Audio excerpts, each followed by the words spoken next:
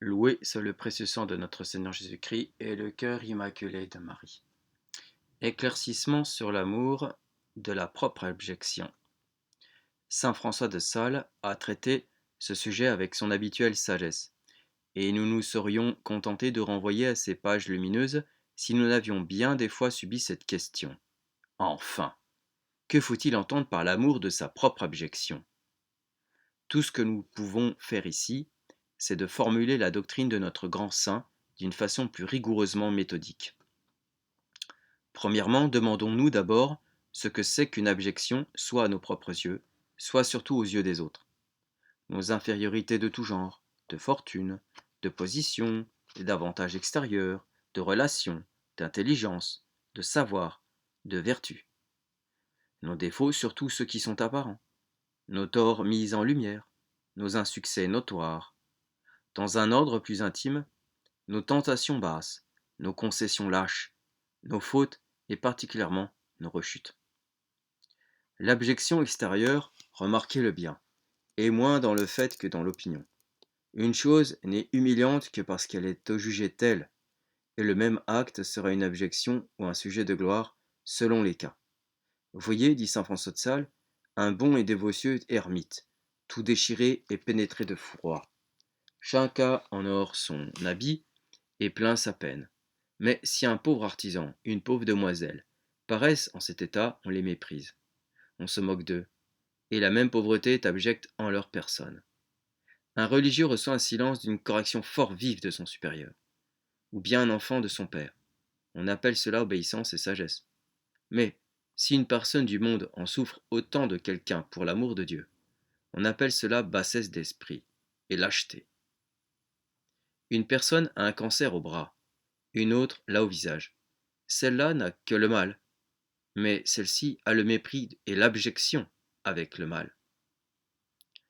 Il y a des vertus abjectes et des vertus honorables. La patience, la douceur, la simplicité, l'humilité sont des vertus qui passent pour viles et abjectes aux yeux du monde. Au lieu qu'il estime beaucoup le savoir-faire, la générosité et la libéralité. Il se trouve encore dans la pratique d'une même vertu des actes dont les uns sont méprisés, les autres honorés. Donner l'aumône et pardonner à ses ennemis sont deux actes de charité. Il n'est personne qui ne loue la première, au lieu que le second est presque universellement dédaigné. Je fais une parenthèse, je pense subitement à sainte Bernadette de Lourdes, qui, entrant à Nevers dans son couvent, a été un bel exemple d'abjection, parce qu'elle ne savait rien faire. Certains accidents couvrent de honte. On tombe dans la rue, et outre le mal qu'on se fait, on en reçoit de la confusion. Il y a même des fautes qui ne sont suivies d'aucun autre mal que de la seule objection. L'humilité n'exige pas qu'on les commette à dessein, mais elle demande qu'on ne s'en inquiète point quand on les a commises.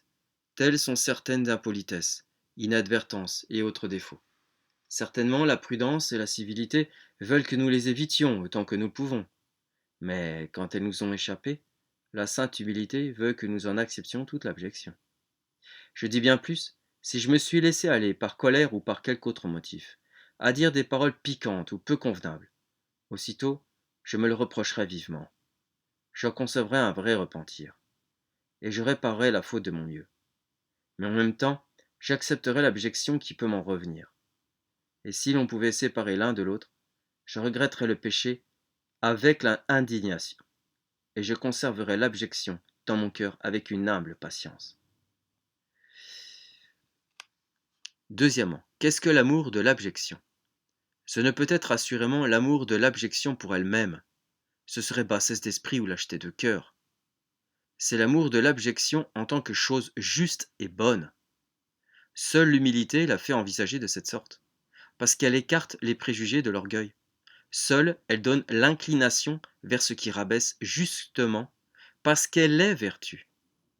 L'humilité est la véritable connaissance que nous avons de notre abjection, et la disposition qui nous porte à la reconnaître volontairement en nous.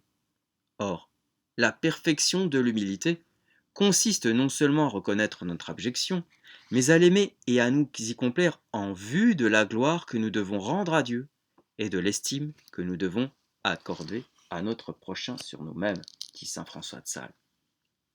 Troisièmement, pourquoi l'humilité affectionne-t-elle particulièrement l'abjection qu'amènent les circonstances?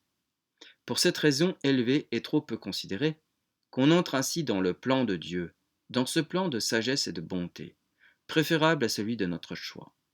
Tel n'est pas le jugement des hommes qui réservent leur estime pour les humiliations que l'on s'impose librement. L'erreur vient de ce que, dans ces dernières, on voit plus ostensiblement la générosité qui les recherche. Mais l'on ne songe pas que la générosité qui les accueille peut être égale. Or, si l'amour est égal de part et d'autre, l'humiliation acceptée jouit d'une plus haute origine. Elle vient de Dieu. Elle offre des garanties plus sûres, puisqu'elle est choisie par l'infaillible sagesse. Elle prête une moindre prise à l'amour-propre, parce qu'elle se cache sous le voile de la nécessité. Une humilité haute et sereine trouve une immense joie à se voir introduite ainsi dans le plan de Dieu et sans être initiée à ses vues lointaines. Elle le sait d'avance admirablement beau et paternel. Gloria natissimis Deo, et intera pax minibus, bonne voluntatis.